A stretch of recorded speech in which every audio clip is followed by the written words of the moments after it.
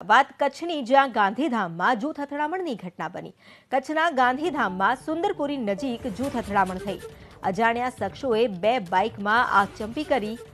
મોડી રાત્રે bike park કરવા જેવી નજીવી બાબતે બોલાચાલી બાદ આ જૂથ અથડામણ થઈ હોવાનું સામે આવ્યું છે।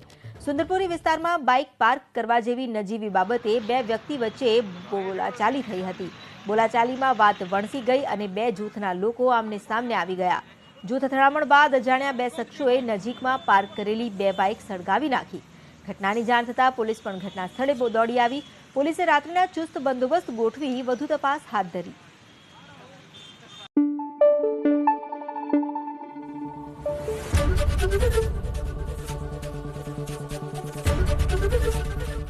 એબીપી અસ્મિતા, ગુજરાતની અસ્મિતા।